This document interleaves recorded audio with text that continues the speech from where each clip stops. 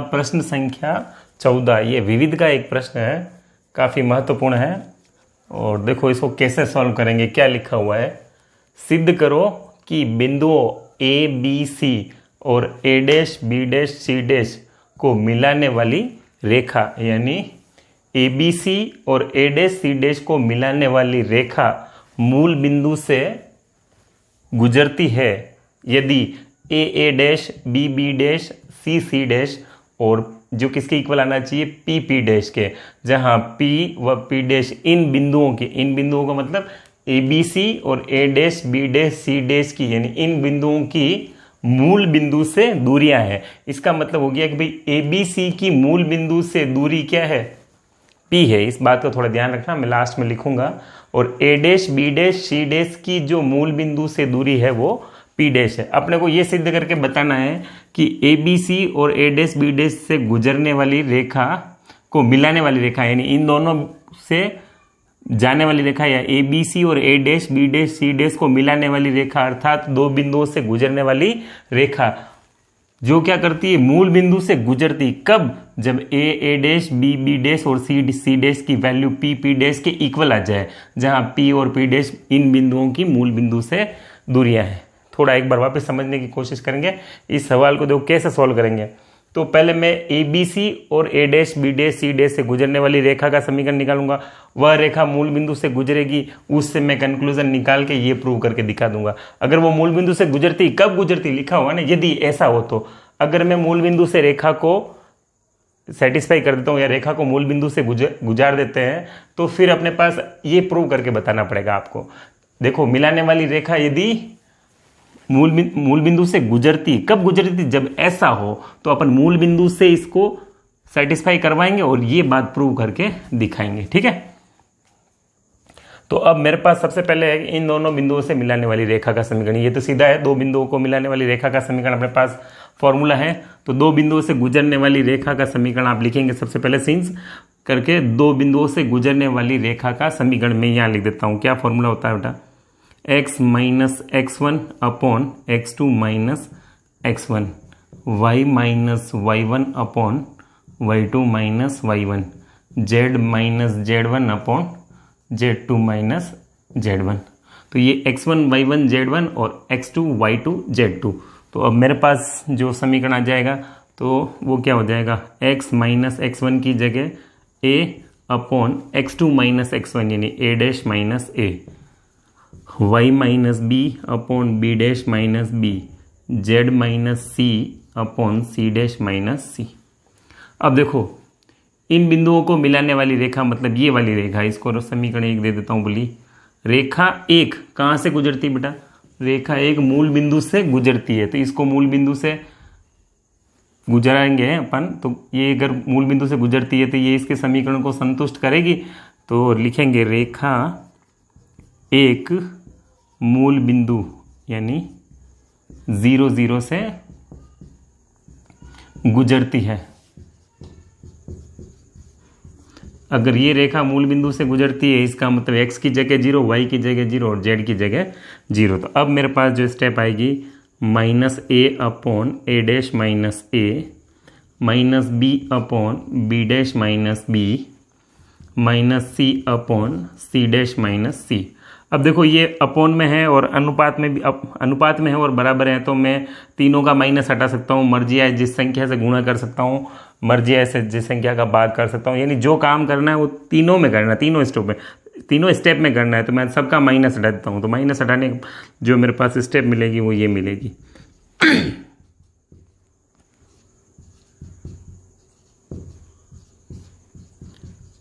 अब मैं क्या करता हूँ, सबको उल्टा कर देता हूँ। कि सर उल्टा क्यों करना है, ये आपको मैं जो लास्ट वाली स्टेप से आपको समझ में आ जाएगी कि ऐसा क्यों कर रहे हैं। तो सबसे पहले तो आपको इसको मूल बिंदु से गुजरती है, तो पहले मूल बिंदु को रख दीजिए।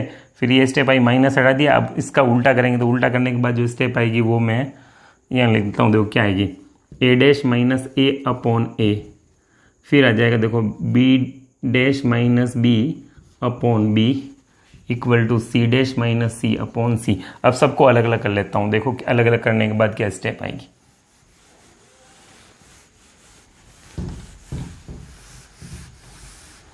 अलग करने के बाद देखो ए डैश अपॉन ए और ए अपॉन ए यानी -1 आ जाएगा, ये स्टेप आ जाएगी। देखो ए डैश अपॉन ए -1, बी डैश अपॉन बी -1, फिर सी डैश अपॉन सी -1। देखो ए डैश अपॉन ए में ए का डिवाइड करेंगे 1 आ जाएगा, बी डैश अपॉन बी में बी का डिवाइड करेंगे -1, सी में सी का डिवाइड किया -1, सी डैश अपॉन सी। क्लियर है? अब सब में से -1 हटा देता हूं, तो अब मेरे पास जो फाइनल स्टेप आएगी वो ये आएगी। क्लियर है? अब देखो आप, अब मैंने क्या किया, सबका वर्गमूल ले लिया, इसका स्क्वायर करके इसका वर्गमूल ले लिया। तो स्क्वायर करके वर्गमूल लूंगा तो देखो क्या स्टेप आएगी, A dash square B dash square C dash square upon A square B square C square, तीनों का स्क्वायर किया, जोड़ा और वर्गमूल ले लिया।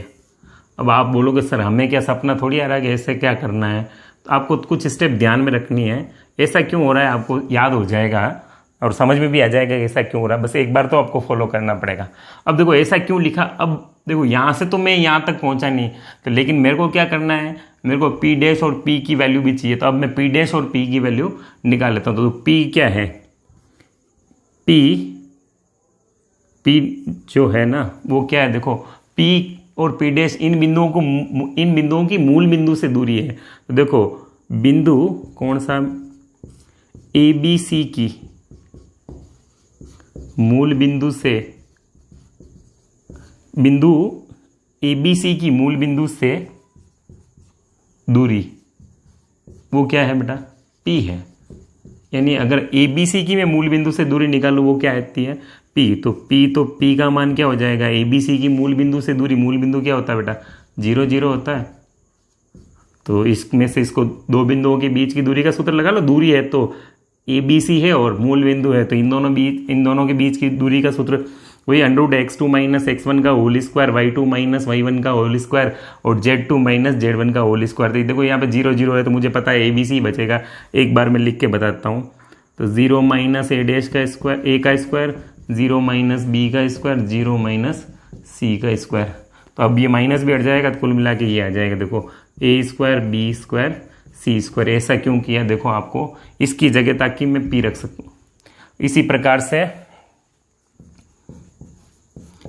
प्रकार से अपने पास जो पी डैश है वो क्या है बेटा, A dash B dash C dash की मूल बिंदु से दूरी है ना। तो मेरे पास जगह कम है, मैं डायरेक्ट लिख रहा हूँ, आपको ये स्टेप लिख के बतानी है। बिंदु A dash B dash C dash की मूल बिंदु से जो दूरी होगी वो पी डैश हो जाएगी। तो देखो इसमें ए square B square C square, तो उसमें पी डैश में क्या आ जाएगा, इसी प्रकार से पी डैश में जो स्टेप आ जाएगी वो आ जाएगी A dash square B dash square और सी डैश स्क्वायर। ये बिंदु A dash B dash C dash की मूल बिंदु से दूरी। अब मैं क्या करता हूं, इसकी जगह इसको भी कोई समीकरण पकड़ा देना आप, समीकरण 2। तो अब देखो इसकी जगह मैं रख सकता हूं बेटा पी रख सकता हूं और इसकी जगह मैं पी डैश रख सकता हूं। तो अब जो मेरे पास स्टेप आएगी, ये बात आपके समझ में आ गई होगी। तो अब इसको मैं थोड़ा सा मिटा देता हूं। अब जो समीकरण 2 से लिखूंगा वो क्या आएगा, समीकरण 2 से जो स्टेप आएगी वो देखो बेटा, A dash upon A B dash upon B C dash upon C equal to, इसकी जगह तो पी डैश है मेरे पास और इसकी जगह पी है। अब मेरे को ये जो प्रूव करना है उसका मैं LHS पार्ट लूंगा और प्रूव करके बताऊंगा। देखो कैसे LHS पार्ट में अपन लिखेंगे। तो अब मेरे को ए डैश की वैल्यू चाहिए, तो ए डैश की जगह मैं क्या लिखता हूँ बेटा, ए डैश बराबर हो जाएगा ए पी डैश अपॉन पी। ये देखो यहाँ से वैल्यू निकालो, सभी बराबर है ना। और बी डैश की जो वैल्यू होगी B P dash upon P और सी की वैल्यू जो होगी सी डैश की वो हो जाएगी बेटा C P dash upon P. ये बात समझ में आ गई। ए डैश क्या हो जाएगा बेटा, ये A P dash upon P और बी डैश की वैल्यू जाएगी B P dash upon P और सी डैश की value C P dash upon P. अब जो मैं आपको सिद्ध करना है उस स्टेप में मैं ये वैल्यू पुट कर देता हूं। देखो अब क्या आएगी, तो ये अपना LHS मान लो आप। तो ये सिद्ध करके बताना है ना, यदि ऐसा होता। अब ये बात प्रूव करनी बाकी रहेगी। इसका LHS ले लेते हैं, A dash B dash plus C dash. ये अपने पास लेफ्ट हैंड साइड है। ए डैश की वैल्यू ये रही, देखो बेटा। इसको कोई समीकरण भी आप दे सकते हो, आपकी इच्छा, upon P B P dash upon P, C P dash upon P. ये देखो बेटा सी डैश की जगह लिखेंगे ना ये सी पी डैश, तो सी स्क्वायर हो जाएगा, सी डबल बार, इसमें भी डबल बार ए आ जाएगा, इसमें भी डबल बार बी आ जाएगा। कुल मिला के ए डैश और बी डैश और सी डैश का मान रखा है एलएचएस में, ठीक है। अब देखो पी एलसीएम आ जाएगा सबका, तो पी एलसीएम लिया तो क्या बचा बेटा, या आप सोचो कि sir P dash upon P common ही ले लेते हैं अपन, तो अंदर क्या बचेगा ए स्क्वायर बी स्क्वायर और सी स्क्वायर। और हम जानते हैं कि पी की जो वैल्यू है बेटा अंडर ए स्क्वायर बी स्क्वायर और सी स्क्वायर है पी की वैल्यू, तो जो पी स्क्वायर हो जाएगा वो हो जाएगा ए square B square C square. तो इसकी जगह मैं लिख सकता हूँ बेटा पी स्क्वायर, एक पी से एक पी कट जाएगा, पी और पी डैश। ये देखो बात हो गई प्रूफ। इसका मतलब इन दोनों बिंदुओं से गुजरने वाली रेखा यदि मूल बिंदु से गुजरती कब, यदि ऐसा हो तो, ऐसा हमने करके दिखा दिया, तब वो रेखा मूल बिंदु से गुजर गई। तो पहले अपन ने क्या निकाला कि इन दोनों बिंदुओं को मिलाने वाली रेखा का समीकरण निकाला, वह रेखा मूल बिंदु से गुजरती है, तो एक्स वाई की जगह एक्स वाई जेड की जगह मूल बिंदु को रखा अपन ने, उसके बाद यहाँ तक पहुँचा और ये सिद्ध करके बताना था, तो ऐसे एडजस्ट कर दिया अपन, ठीक है। आई होप कि आपको जरूर समझ में आया होगा, थोड़ा टिपिकल भी है बट कुछ स्टेप को आप फॉलो कीजिए, इसका आंसर आ जाएगा। Okay, enjoy the next video.